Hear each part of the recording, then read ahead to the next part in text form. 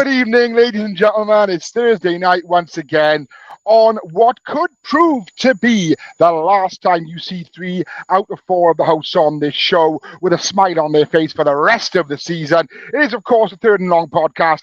I am Shane Harris. Above me is Oliver Butler Henderson. My top right is Baby Hope. And to my left, I believe it's my left, Mr. Philip Perrins.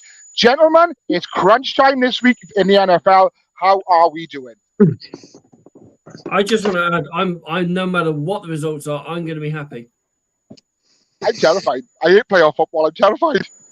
Yeah, I'm worried for both the Niners and the Ravens because it's been 3 weeks since they played like a proper game of football. Yeah, stop at the same time, gents, between the three of us, and I hope you don't mind me stealing this and giving it to you, Shayna, but like, who's got it better than us? Nobody. We are literally the 2 best teams in the NFL. Legit. Okay? Yeah, but all this hype surrounding the Ravens, how good they are, and this, that, and the other. I'm trying my best not to jump on we're going to hammer the Texans bandwagon. I think we'll win. I do. But I think we're going to come unstuck in the AFC Championship game. We'll talk about all that in a bit, gentlemen. We've already got a comment from Callum saying, it's an emo. I'm assuming that's it is an emo. However, gents, I'm not going to turn this into like all talk about like Mr. Perrins' class and everything, but like Callum is a year 10 boy who has he's got the receding hairline of a 90-year-old. Invest in a good hat, boy. It'll save you in later years. He's still got so he's criticizing the little emo flock and all that jazz, but however, Callum's not got a leg to stand on because he's receding. I don't think he was criticizing. No, he just went like, "Oh, look, there's an emo." You know you're a big emo yourself. You know that. What are you wearing, Mr. P? I am wearing a Killstar jumper in the vein of like my Freddy Krueger kind of one, but like it's just kind of like glittery. It's actually glittery. It's glittery.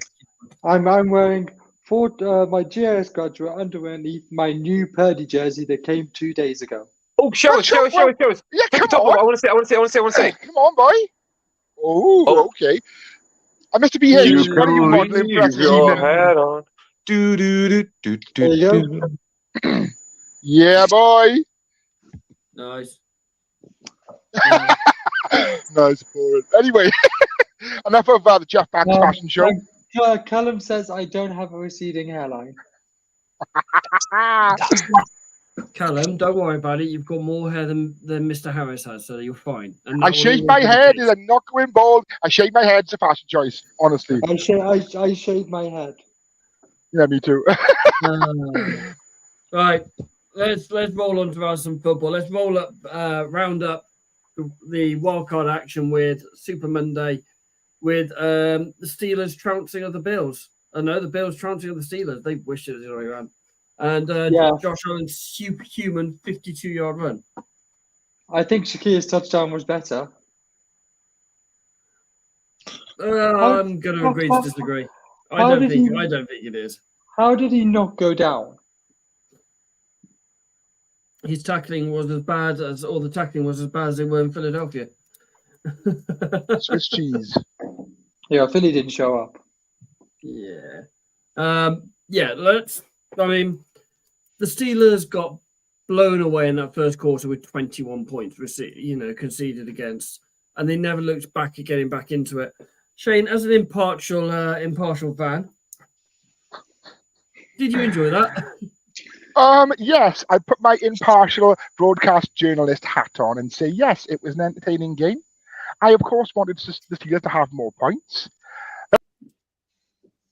Oh, thank you, whoever did that. In all honesty, I'm terrified of the Bills. They looked so good in the first half.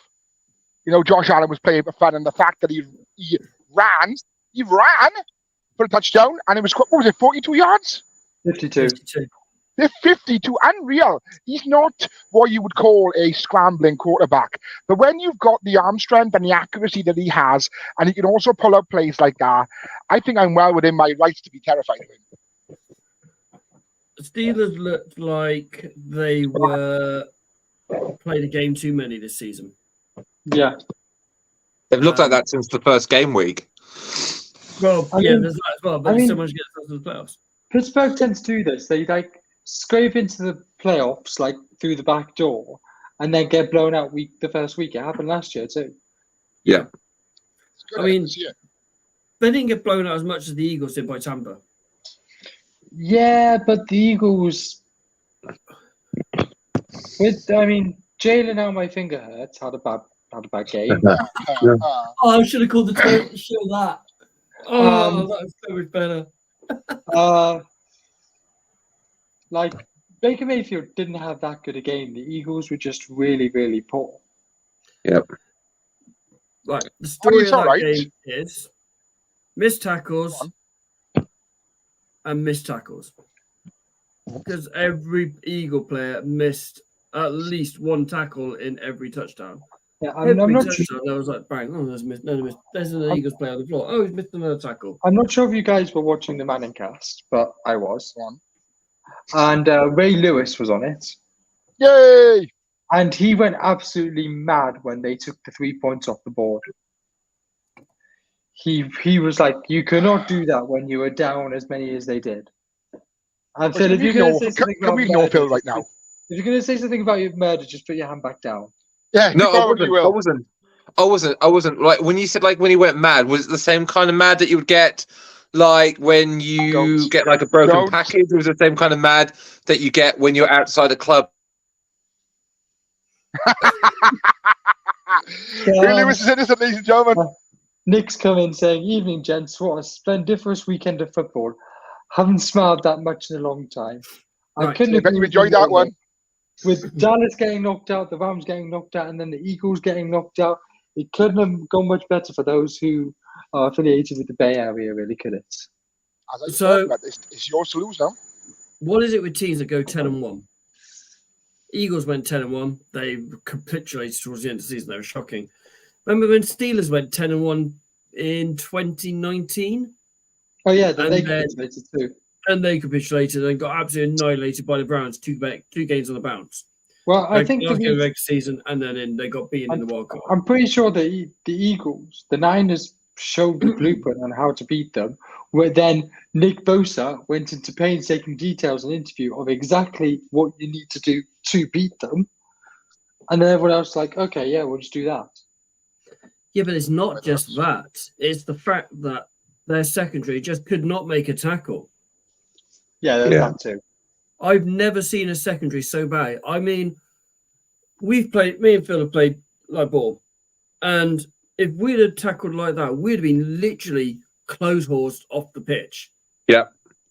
That was so bad. I mean, I'm sure high school players could have tackled better than that. Probably made more Yeah. of a game of it than bloody Philadelphia did. It was shocking. I mean, I use this analogy a lot, but more holes than Swiss cheese.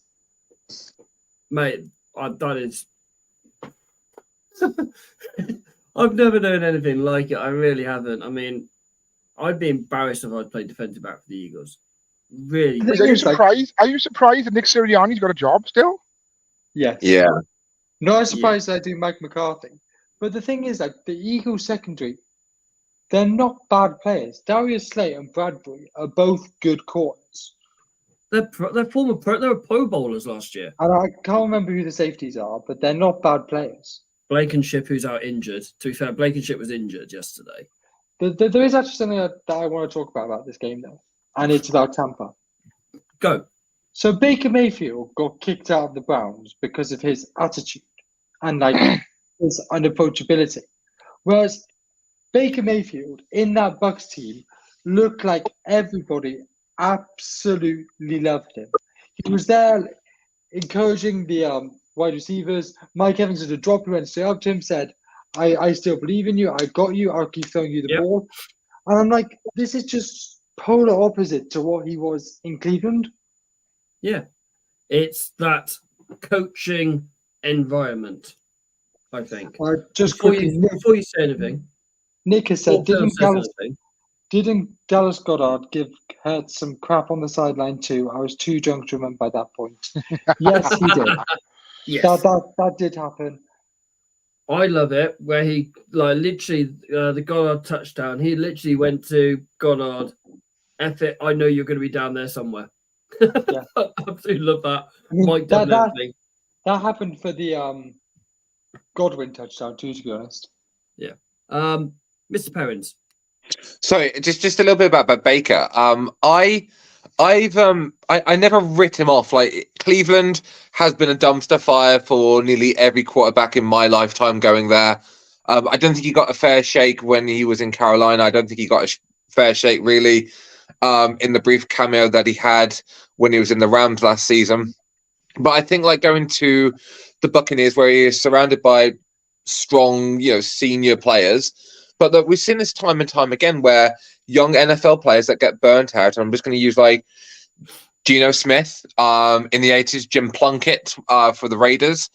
He won 2 Super Bowls, like former first-round players that were considered busts that, they kind of like overcome, they find themselves in the right destination. Because I'm pretty sure I said it on Monday about like, the majority of quarterbacks that were taken by like the top 3 teams in the draft, like over number 1 overall, they've burnt out of the league because there are hot prospects that are in the wrong situation. There's a reason why the number 1 the number 1 team in the draft is the number 1 team in the draft, because they have been horrendous that season beforehand. And I just think like with Baker Mayfield, or the under Baker,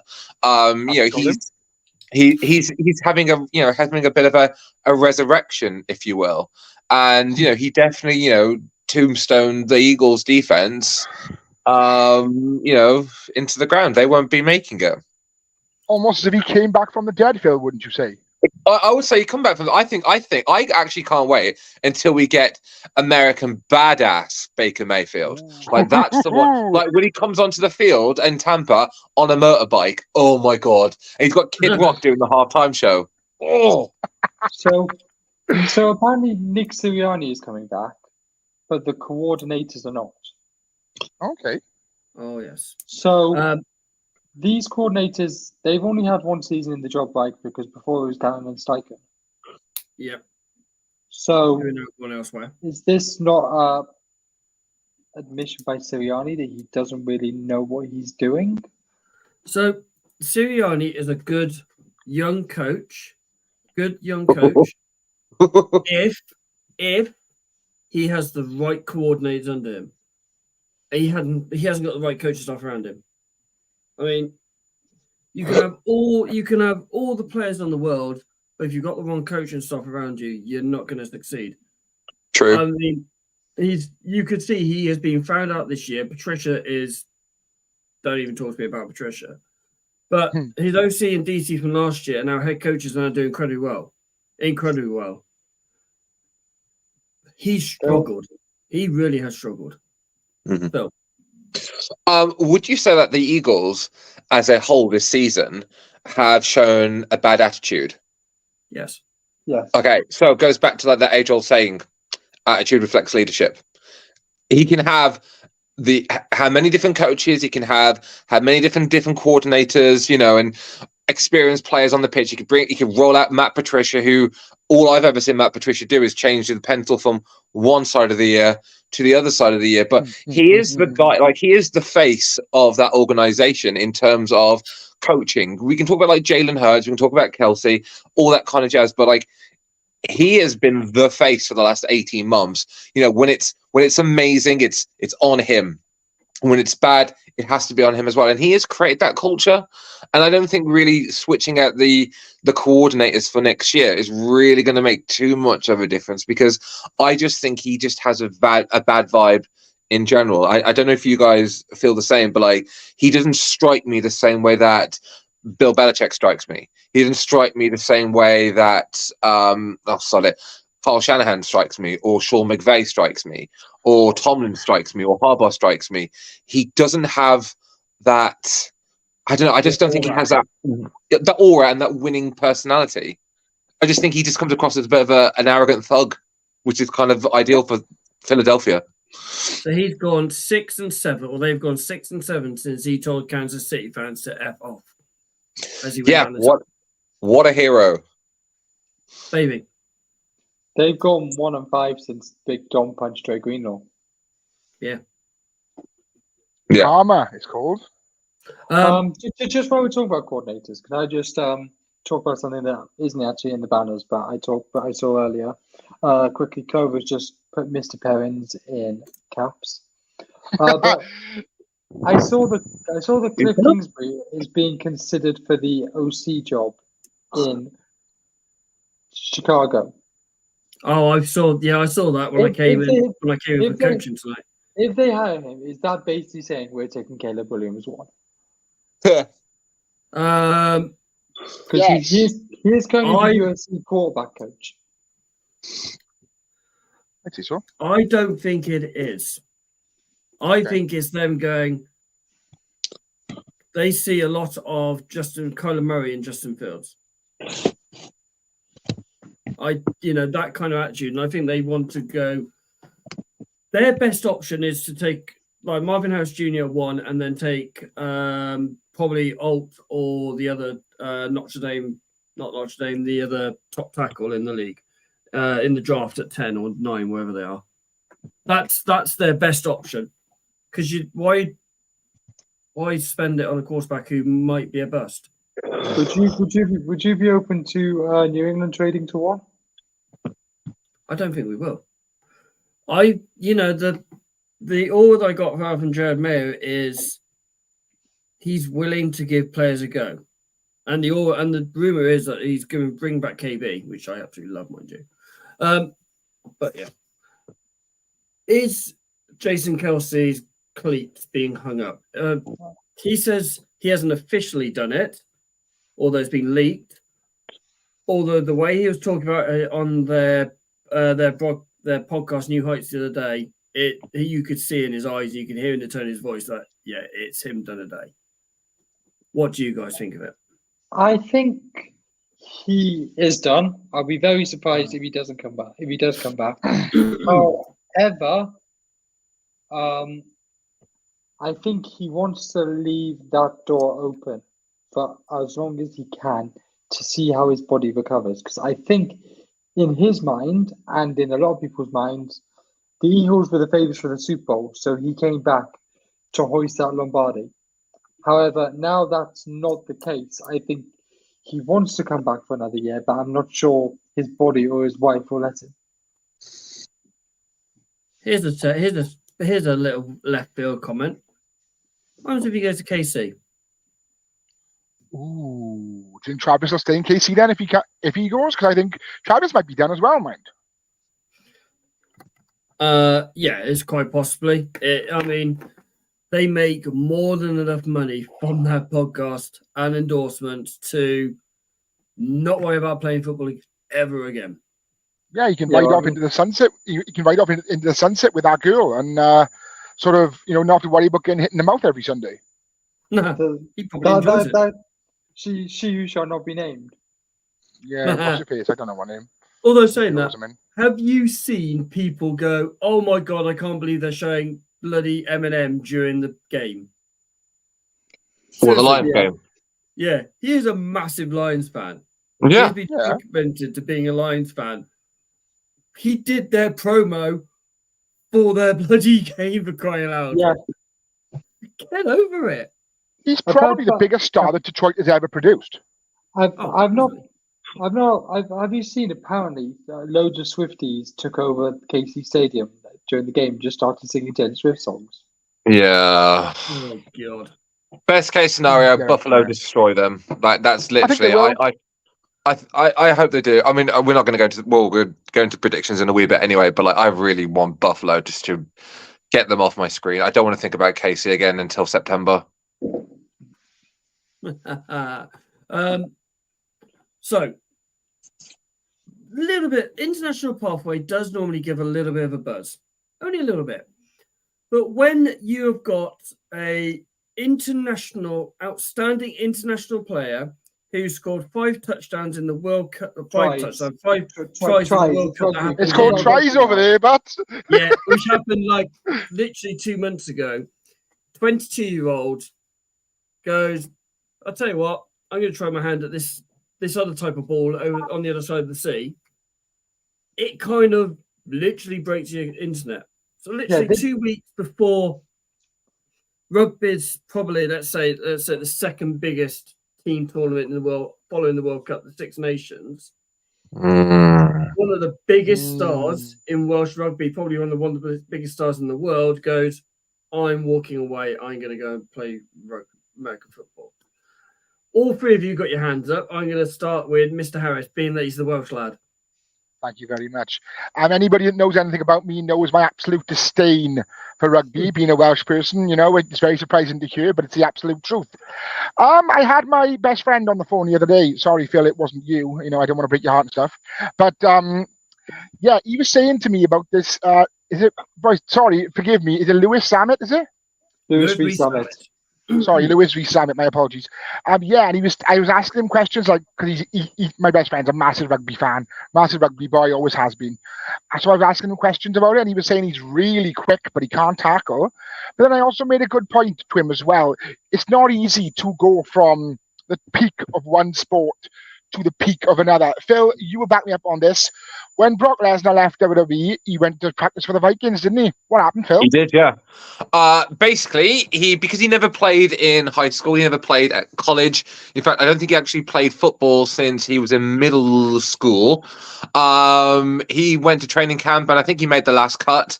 But they cut him before the season started. I think he might have featured in 1 or 2 preseason games, but no. Didn't make it. That's an absolute freak athlete. One of a kind specimen, Brock Lesnar. Don't get me wrong.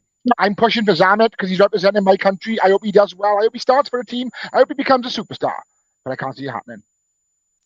Mr. Hope. So I actually know quite a lot about this guy because I actually quite like rugby. Just come in saying if Lewis succeeds, this could make me follow the path and could have major improvements for the development of the next generation of players. I agree with that. I think if Lewis Zammit does improve, it will bring a lot of rugby players to American football. But correct me if I'm wrong, Lewis Zammit can do the 100 meters in 10.4. Is that correct? 10.4, yeah. So that is like Tyreek level speed, I think. This guy Tyreek can break. Tyreek can do it 100 in 10.1. Yeah, so, exactly. He is close enough. So, and this guy is quick, and he is like arguably one of the top 5 wingers in the world of rugby at the moment. And he decided to go to NFL. Like Christian Wade tried this, and it kind of worked. But Lewis Zammit is 22. I think Christian Wade was 26 when he moved. Yeah. So he has 4 years on him, and to be honest, he's probably a better rugby player than Christian Wade was. And in refers to he can't tackle, if he's playing running back, wide receiver, kick return, he doesn't need to tackle. No. That's why I told my best friend who was a little bit uneducated on the sport, So I've seen quite a lot, and I've seen like loads of this guy over the last few weeks, and I've seen a few games with him, like Goss on the telly and stuff like that. He is ridiculously quick. He's ridiculously difficult to tackle. He could take the balls from high. He could track that ball really well, really good hand skills, and he knows where the end zone is, or the touch line is, or try line, wherever it is. You can tell I'm down with the terminology. Yeah, he is a finisher. Like Ollie said, he does have Tyreek Hill speed. He is different. We all saw what Christian Wade did with his first touchdown in Buffalo in the second preseason game. So when they get rid of the right riff-raff after the first cut, when they were doing that, then they kept him in. He ran a 62-yard touchdown without being touched. And I do think Christian Wade, if he didn't have his injuries, probably could have made it as a kick returner on that kind of thing. But I don't think he is on anywhere near Lewis's levels. I think Nick's made a good point saying he has all the elite physical traits. However, teaching a connection with a QB takes years. Lewis is the same age as people getting drafted, and they all have like 10 years experience on him, which I think is a really good point. It is a very, very good point. Lewis has been working with an NFL speed coach in the offseason and an NFL wide receiver coach. He is taking this serious. His dad is a massive NFL fan. He already knows terminologies. He knows what kind of routes are and things like that.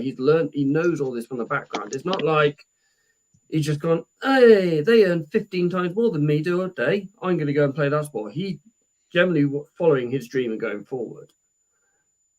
and he sees himself as like he has taken some kicks for Gloucester as well, and for Wales. So he could even be a kicker, very unlikely, but he's more likely to make it as a special teamer.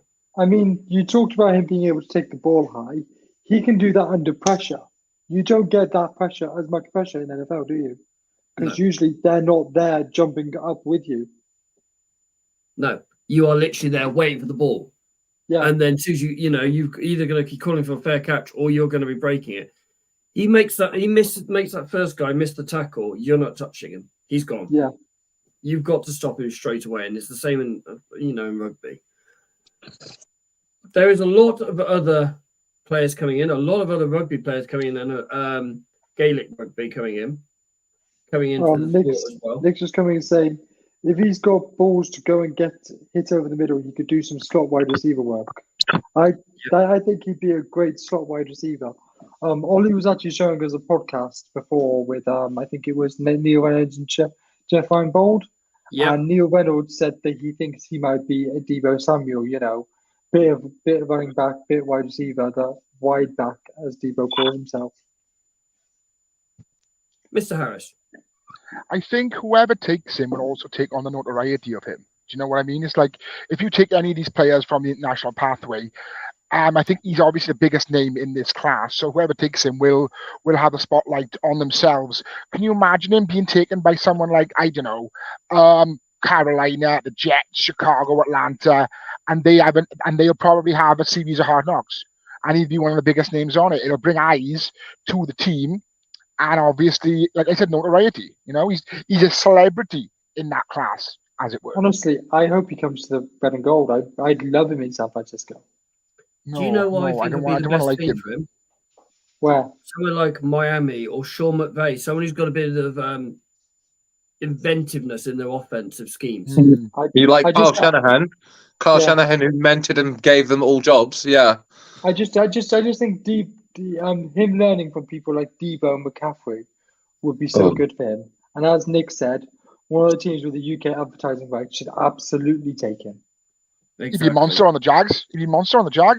Because, if he could learn from, the original wide back Deebo, Christian McCaffrey could do that. Someone like Kittle, who works in the slot a lot, I feel like he could really learn from people like that.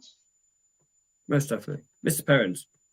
I don't know if, Baby will know this as well. It's this whole situation strikes me of the last rugby player that featured in the NFL, Jared Hayne, and all the pomp and circumstance that came out of him joining the NFL. So if anyone doesn't know, Jared Hayne was a rugby league, an Aussie rugby league player. He represented his country in the World Cup, and he decided to give all that up at the age of 23 to come and play in the NFL. And it was Jim Tom Sula era of the 49ers, where the 49ers actually signed him to a 3-year contract. And he only lasted one season with the 49ers. He was a lifelong fan. Again, it sounds very, very similar to everything that we're hearing now. Lifelong fan, played rugby, has this particular set of skills. He was tried in as a running back or return specialist. And it did not end well for him. I think the 49ers binned him after, because he was on punt returns for a while, and he lost the ball 3 times and fumbled. He fumbled the ball 3 times and lost it. And all I think is him fumbling the ball over and over and over and over and over again. It's a bit like Ronnie Bell now. Whenever I see Ronnie Bell on kick returns, I'm worried. Yeah, and I just get that kind of vibe from the whole situation. Again, I don't know him. I'm not a rugby fan anymore. I haven't really followed rugby since I left Worcester, and so I don't really know much about his background, but I can only just go from experience where we've seen players from other sports jump in and it hasn't quite lived up to the hype train.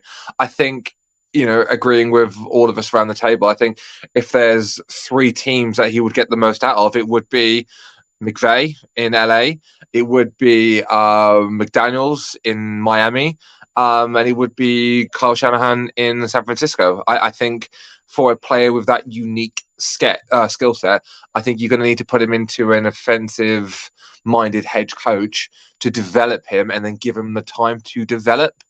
Speed kills, basically.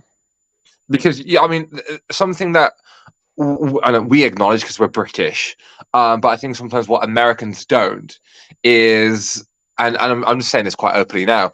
I've been, working with my school to start up a flag team, because I have a few players in year 10 when I was their head of year that now play American football, and we're literally in the process of starting a flag team so we can compete in the southeast side of our country where we live, and you have to keep in mind that players, like especially Americans, they play it in lower school, they play it in middle school, they play it in high school, they play it in college. We don't have that opportunity here. Like the first time I got to legitimately play American football was when I was 18 and I went to Worcester Uni.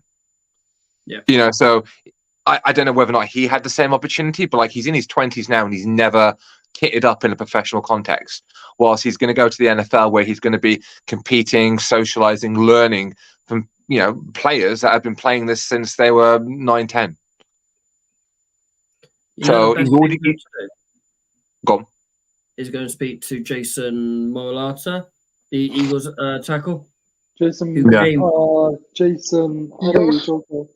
Jason? Probably, Jordan. Jordan Morata, yeah. He was probably the only rugby player that I could think of who has had his kind of level of success as Lewis has had in rugby, who's made a successful transition. He's now probably one of the best tackles in the league. Yeah. Yes, completely different skill set, different wise, but he'll have an understanding and he can go and talk to him and get that understanding. I mean, look at all these players that come into IPP this year. There's a lot of kickers and punters and a lot of Gaelic footballers that have done the kicking and the punting. Yeah. They've opened it up this year so players can do this. There's still a couple of O-linemen. There's no defensive players on there at all. Half the team, half of them are kickers and punters. Take it after, obviously, Dan Whelan. Jamie Gillan. As well, and the Carson guys. Jake Gillingham. He's an ex-rugby player. Yeah. Scottish Hannah, yeah. I mean, I think Mitch Wisnowski is an ex-Aussie Wolves player. Yeah. So obviously is a lot of rugby traits that they can use. Obviously, the Gaelic football, especially the kicking side of it as well. The Seahawks punter, he's an ex-Aussie Wolves. Yeah. As well, you could tell because the way he kicks it is very different from any other punter that does. Dickinson? Yes. Dickinson? No, Myers. Oh, what the place kicker? Is it Dickinson? I think it's Dickinson. Yes, you are right. Yeah, Dickinson. He is an Aussie. He's an ex-Aussie Wolves, and you can tell by the way he kicks it is very different to any other punter, and it's effective. Seems Wisnowski puts different spin on it to everyone else too. Yeah, and it makes life a lot really difficult. These difficult things can be in. So he's going out there. He's flying out. I think it's next week or this weekend. He flies out to America. Wish him all the best of luck. There's a camp, I think, isn't there, next week? Yeah, wish him all the best of luck out there. 100%. Come here, Biff. Go for it. Oh, bloody defo. All right, let's round up last week's action with Player of the Week. So if Ollie would like to hit the VT on that one. Run VT. Player of the Week. Run VT. Yep.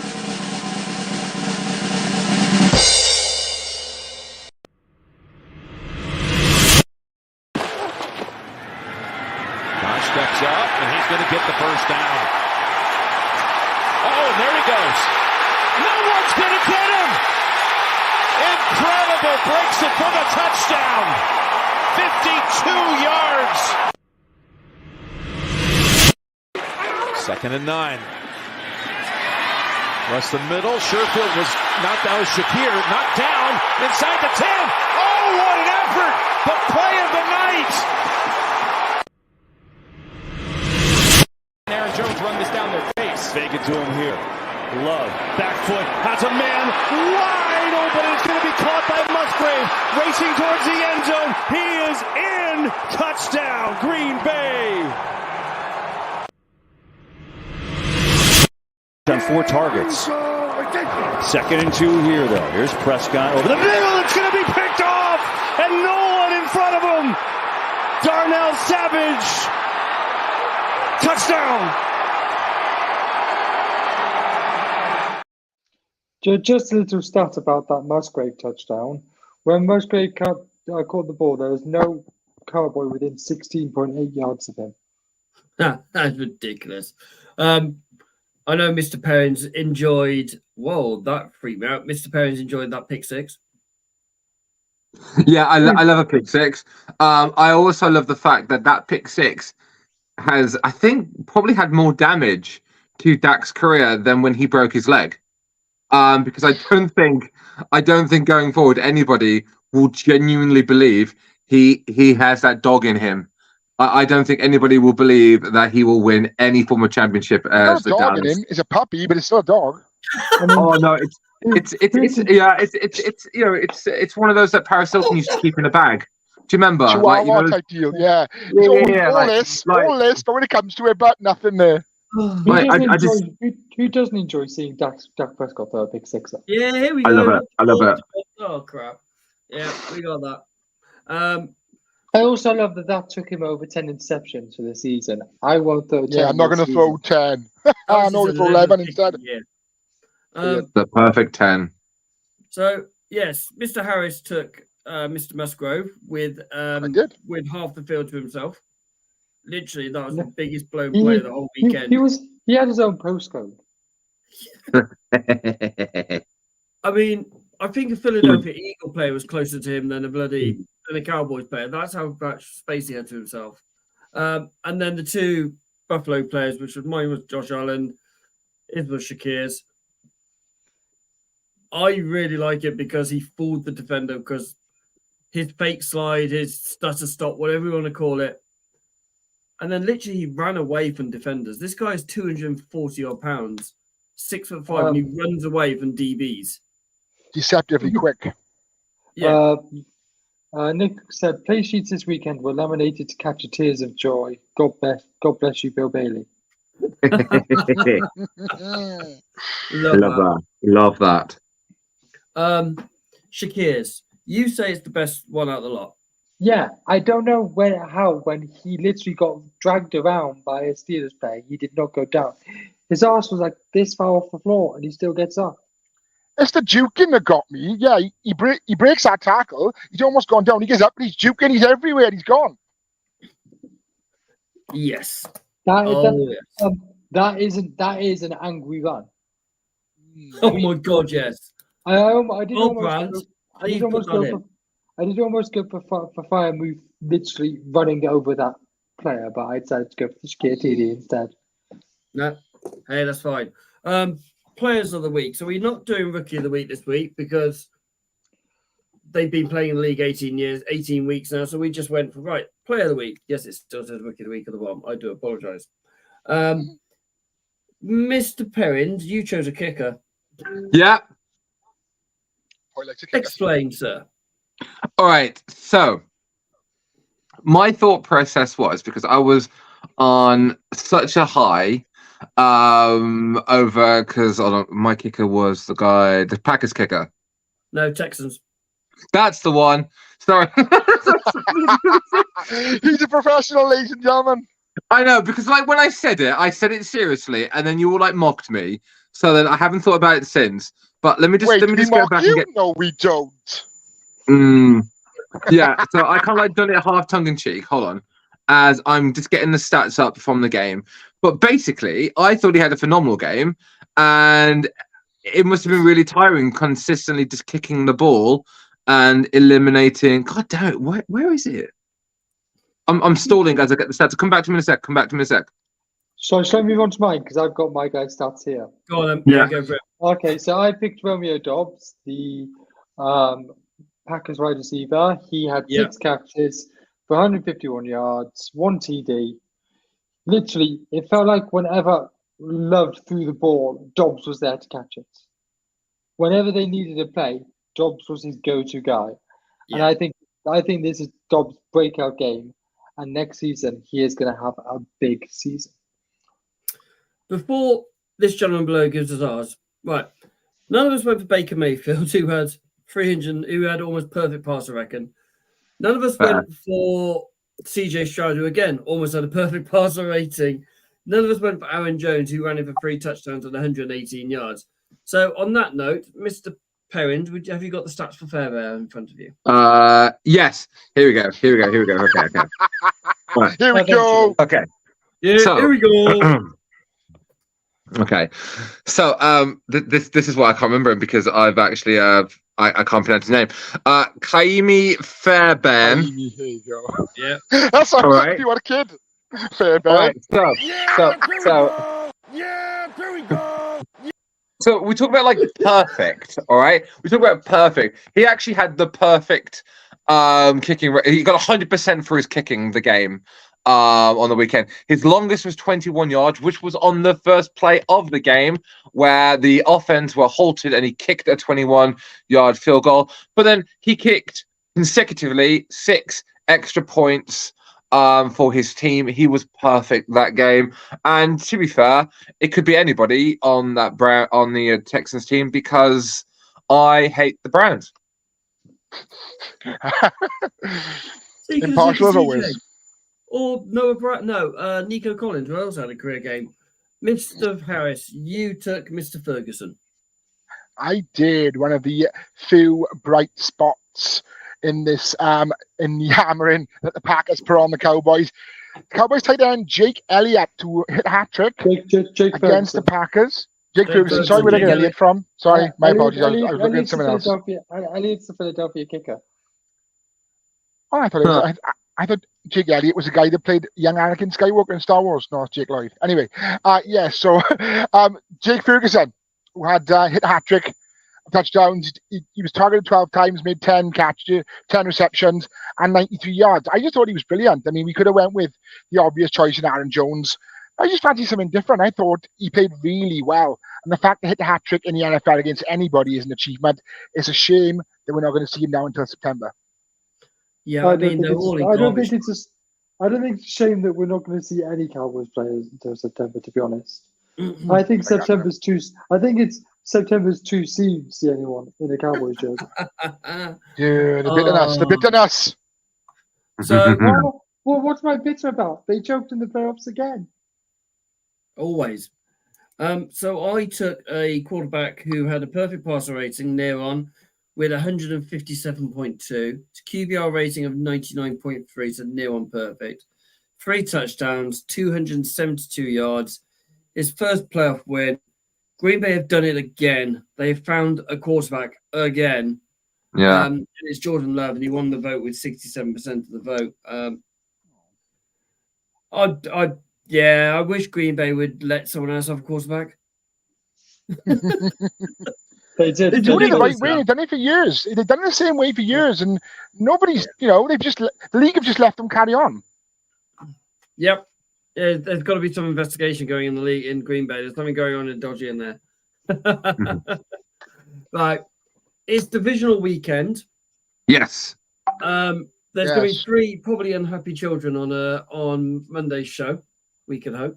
I was going to say, are you classing us as children? But yes. I thought you said you're going to be happy either way, Ollie. Hey, I'm going to be happy either way. Right. So it is prediction weekend. I have retaken my lead from Mr. Harris by 1. After I got 5, Dallas let me down to get a perfect house. I think Dallas let everyone down apart from Mr. Perrins. Mm-hmm. Yep, because I know what I'm talking about. Shane's on 52, Baby Hope's on 48, and Mr. Perrins on 44. So we've got Houston, Baltimore, Green Bay, San Fran, Tampa, Detroit, which is probably going to be a brilliant game, and then game of the weekend is going to be KC, Buffalo.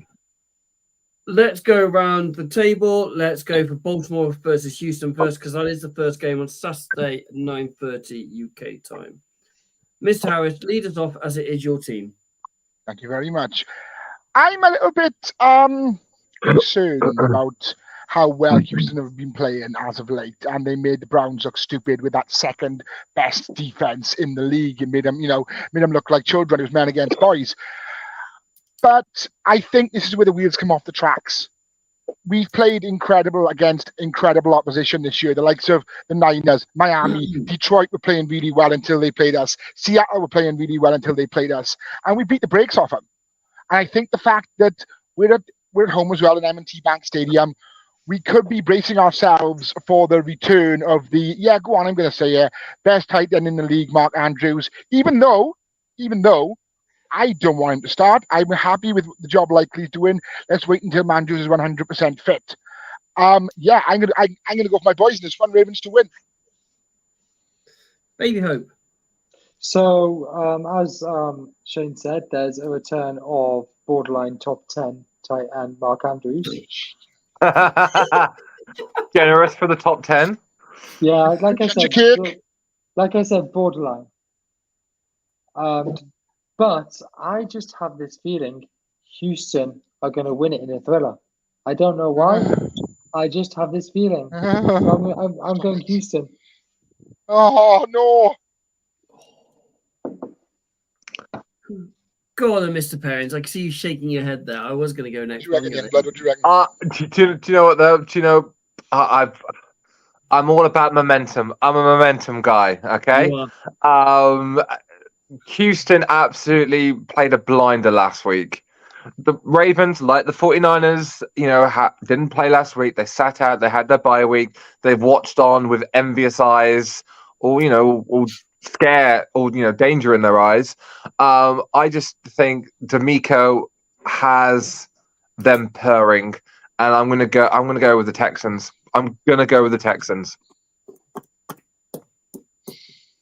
Stroud is better than Lamar. In my head, I went Ravens earlier on when I was doing myself, setting all that later on. I was going, Ravens should win this.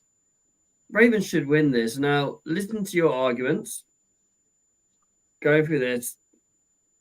Sorry, Shane. I got a feeling Texans are gonna nick this. I really do. But you're right though. Like Hendo, you're all right. The Ravens should win. Everything about their season, everything about their record, everything about their preparation for this game, they should win. But I just think the Texans will have their number. Let me say something real quick about this. This happened in 2019. We had a terrific season. We won 11 games on the bounce. We were the number one seed in the AFC. LJ won the season MVP, and we lost in the first round of the playoffs to the Titans. I don't want to see this happen again. I love this team so much at the moment. Just every player resonates with me like they haven't in a long time. Roquan Smith, Zay Flowers, they're all coming into their own. Obviously, goes without saying what we've got anyway. I'm not ready for the season to end. For you, Shano, I really do hope they win. For you. And me. I mean, with them and their Packers, I don't really care. But for you, I really do hope they win. But there's something about, CJ Stroud looked like he's been playing in the league for 10 years on last week. He looked outstanding. He looked prime Peyton Manning with the ball in hand. Where he was, when he's still able to escape and make the plays as well and do the big things. It doesn't matter if Noah Brown went down. He's hadn't had tanked down for the last 4 or 5 weeks. He's still been able to hit his players and look how good he's looked. Shane, how did the Ravens play after their bye? Do you know what? I'm not entirely sure. I do drink a lot, so my memory isn't what it used to be. I can just find out. Give me 2 seconds. I'm just looking into it. We played the Rams after the bye, and I was with the Tylan Wallace overtime kick return. Oh, yeah, they won. They won in overtime. 37-31. Yeah, but they were pretty poor in that game. Rams played well. You can't argue with that. The Rams played really well. Rams did play well, but you guys weren't at your best. It might be the same. Yeah, like you said, it's rust. It probably is rust. Like, I think if you're playing a game every week, you've got that momentum, like Phil said. But, yeah, we won 37-31. But I still think Houston are a good side. They're a good side, but they're not a great team. We're a good team. I think they are a great team. Not yet. Too early. Maybe next year, maybe the year after. So, the second game we have is those two over there. Against the noisy lot from the north, from the cheeseheads. Sorry, can I just for a second before you continue on your introduction? Can I just state for our listeners and for our leader as well? At 48 minutes and 10 seconds, you said the words, "I hope for your sake, Shane, that the Ravens win." Now, let's stand 2 minutes later. Mr. Butler Henderson goes, you two and your shitty team. sorry. The bias on this is like watching Sky Sports News. It's like listening to Talk Sport. It's like having to endure BT/TNT. Like I hate the uncoaxed biasness that comes when slagging off the world famous 5-time world champion San Francisco 49ers. But do you know why he does it and I do it? Do you know why? Because it's great entertainment. Because you're jealous. Not just that. Because you're jealous of how good we are. No, because you won't shut up if you win. Yeah, it's true. It's true. It'll be a long off season. As Nick just said, he just doesn't want the Niners joining the Pats on 6 bowls. Well, yeah, there's that as well. There is that as well. But it's also the fact that Hendo will never see his team win another Super Bowl in his lifetime. Let's just remember that the closest any Patriots are going to get to the bowl this year is cereal. hey, I like my breakfast in the morning. Well done, baby. I like that one. Right. Let's talk about the game. Yes. Baby, Okay. lead us off. Okay, so I'm going Niners, obviously, and here's my reason why. Niners are healthy. The only person we're missing is like of our starters, Safanga, who's on IR, and J.A. Brown's being good enough. Questionable for the Packers, there's a few, but the two that I really looked at was Jair Alexander, who is their number one corner, and AJ Dillon, who is a big part of their running offense. I think. You know what I feel about AJ Yeah, Dillon. I don't like AJ Dillon either, but I still think he is a big part of their offense. Okay. Niners aren't missing anyone. On the flip side, looking at the Packers' defense, their linebackers, it's been their worst year ever in coverage. So if we just go 2 wide receivers, 2 tight ends, 1 running back, and run Kittle, McCaffrey, So you want to Debo, run the 21 offense? yeah, basically. Also, the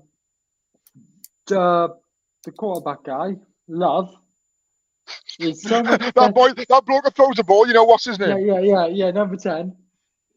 He's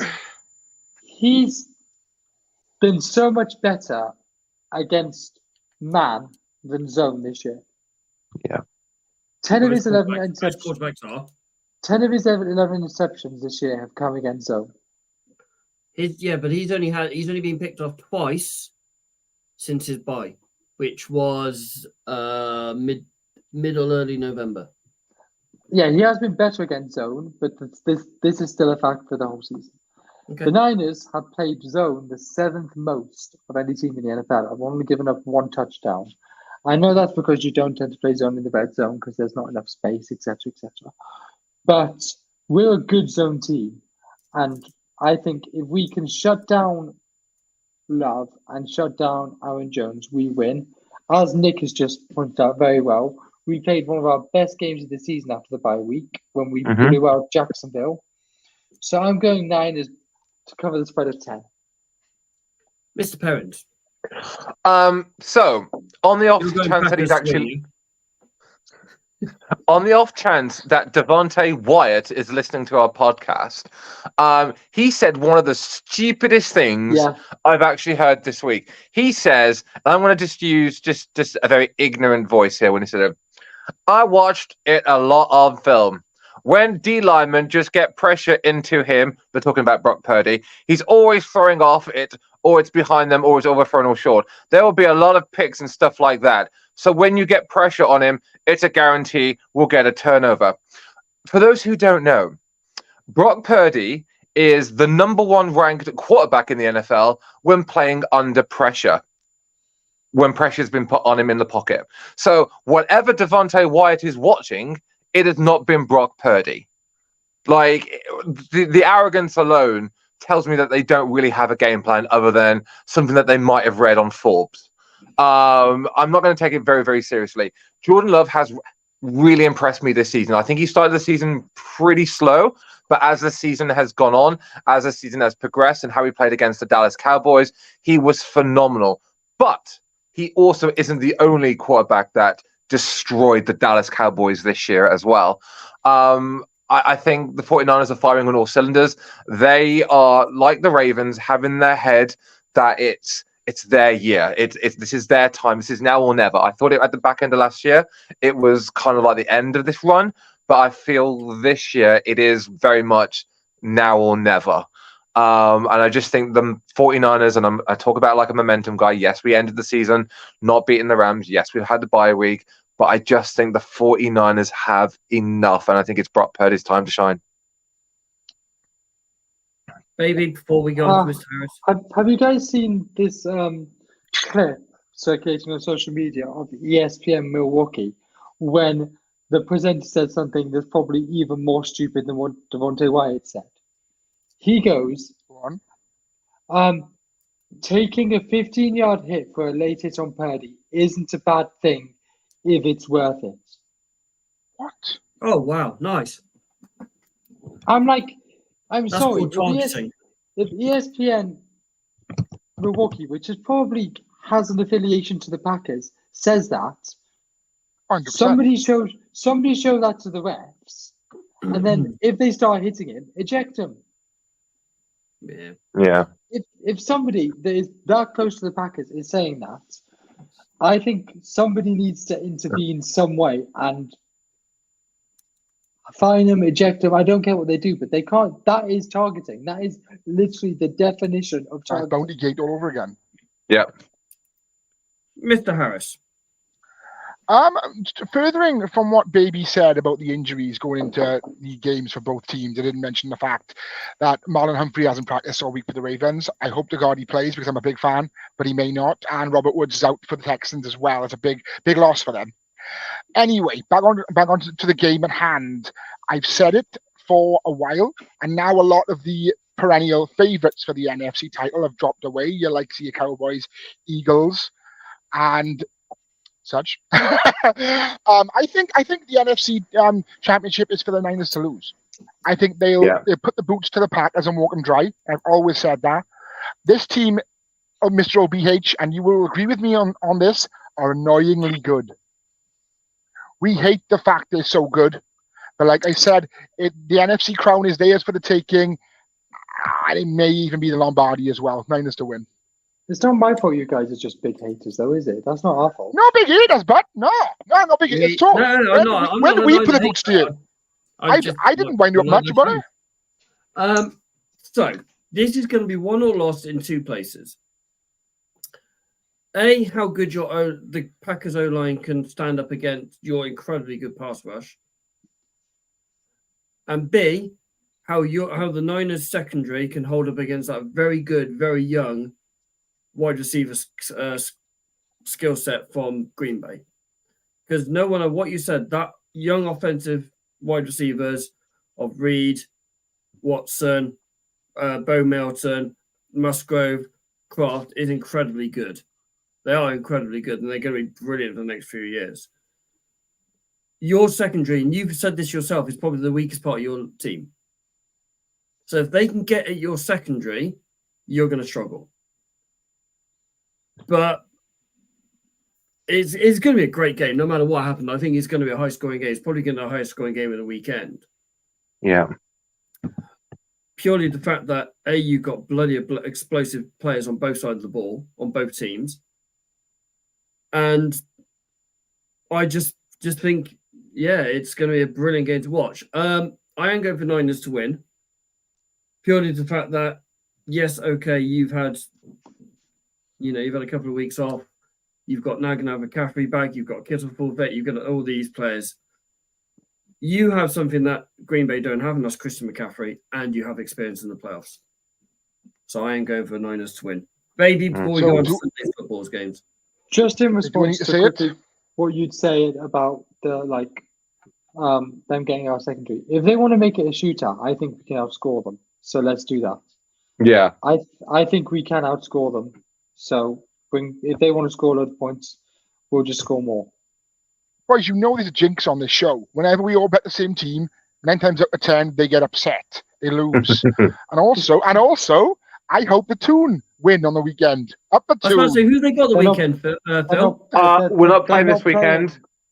Oh, shucks. I think it'll carry over from last weekend when they lost to City. Yeah.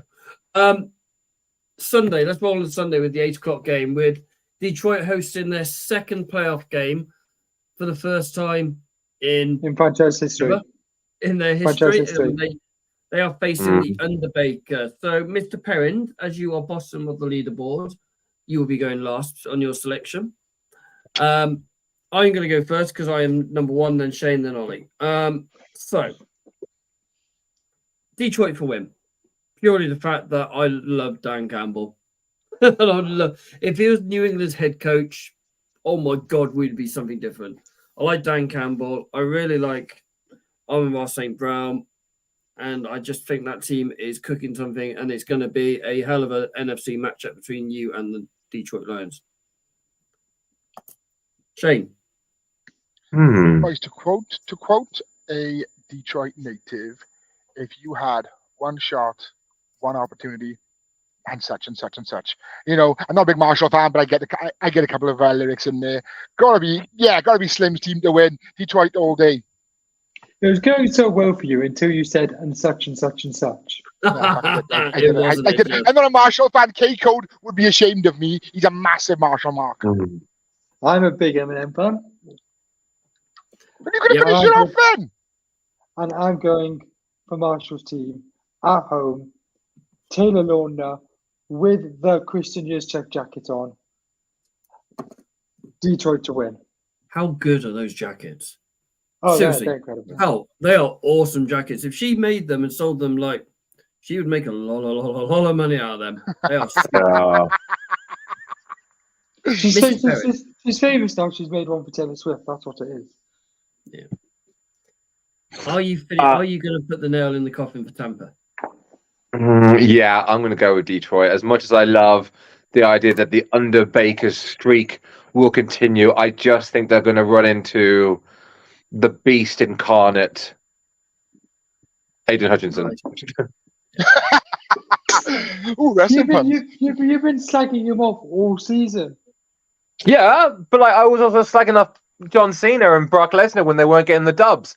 But I generally think that maybe playoff time, Jared Goff. I mean, he's the equivalent to like Seth Rollins.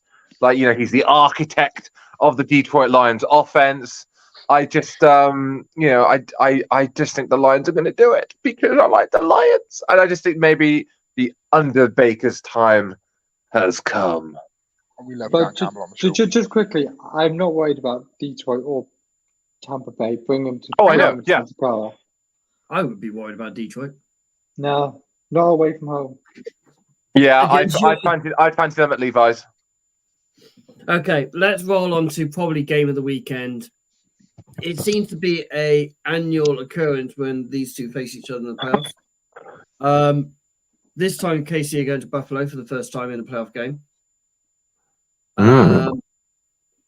Buffalo are on a roll. They're playing incredibly well at the moment. Josh Allen has stepped up since Joe Brady took over as offensive coordinator. They look better on the offensive coordinator, but I can't back against Mahomes in playoffs. I really struggle to go against Mahomes in playoffs. There's something about Mahomes and Andy Reid and that franchise in playoff football. They seem to find another level, find another gear, find another way to win. Yes, against Miami in stupidly cold conditions, and I hope the 15 people who've got pneumonia who's been taken to hospital are okay. Really? They managed to top the highest scoring offense to just 7 points.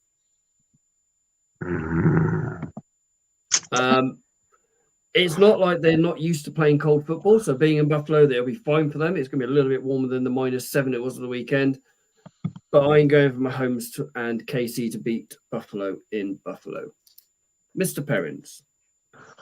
I hate KC. It's always going to be Buffalo. Like, I think if the Browns played the Chiefs, I would be going for the Browns. Like, I hate Kansas so much. Fair enough. Mr. Harris. This could potentially be the final hurdle to the Ravens getting to Las Vegas. I think if we do manage to get past the Texans, this is probably the biggest. What are you doing? What? What are you doing? I'm nothing. I'm just literally just moving my phone over to the side. Okay. Yeah, so this is probably the biggest matchup in the AFC that's left. The Bills and Chiefs. I've been a bit of a critic for the Chiefs all year with the fact that, as I've always said, it's a patchwork quilt of wide receivers. There's only one superstar on that team. There was two, but the other one has taken his eyes off the prize and put his eyes on a different prize, if you know what I mean. Yeah. I'm gonna go with Josh Allen. The momentum's there. As already said, they're playing really well, and I think they are my pick to get to the Super Bowl and play the Niners. So, Ollie, you said you wouldn't bet against Patrick Mahomes in the playoffs. I'm going to add on to that and say I wouldn't bet against Patrick Mahomes in the playoffs at Arrowhead. Yeah. However, at Orchard Park, I think that's a different story. Bills to win. You said about Patrick Orange worth of offense on the wide receivers in KC. Rashee Rice has stepped up to be a hell of a wide receiver. Really good wide receiver. Pacheco runs at the ground like he's literally wants to run through it. He is always angry at that ground, and he's becoming a good running back. Yes, Kelce isn't the Kelce of last season or even the season before that, but he's still difficult to bring down. And Buffalo do have a couple of key injuries. Yeah, they do that. Yeah, and I know there's a lot of people and I'm not doing it anyway. I know there's a lot of people who think, oh, Buffalo, KC are rubbish. Rah, rah, rah. I just can't bet against Mahomes in playoff football. I generally can't. It's annoying. It really is annoying, but yeah, there we go. All said and done. We will be back on Monday night for our review show on Monday night, 8:30 UK time. So on Twitter, Facebook, X, what do we call it nowadays, YouTube, and all those logs. This show will be on your podcast streaming site tomorrow morning at 8:30 UK time. Get on, have a listen, have a like, subscribe to us. The more subscribers, the better. Before we sign off for the evening, sorry, Mr. OBH, before we sign off for the evening, I will be taking this podcast on tour. I will be previewing the Ravens-Texans game on 2 separate podcasts over the weekend, and I will share them on my socials, and so will the pod. One is friend of the show, Andy Davis, so keep your eyes peeled for that one. And also, I may be a guest on a different show. Boy Gets a Boatsy, keep your eyes peeled. Andy never invites me on his show, like, genuinely. Like, I get asked from a friend from a friend. Well, isn't that the whole idea for, like, having an audio medium where we talk and, like, first thing of like podcasting and radio is never have silence. Literally have someone talking, someone doing something. And like Andy, like never invites me on. It's probably because I'm the only Ravens fan he knows, I expect, and that's why he uses me. If I was a fan of a big team like yourselves, then there's too many of you, Rod. Big man, we're massive. Not massive. I'll let these two argue off air. Ladies and gentlemen, that's Shane Harris, that's Bill Pounds, that's Baby Hope, I've been Ollie. So until next week, ladies and gentlemen, good night and stay safe.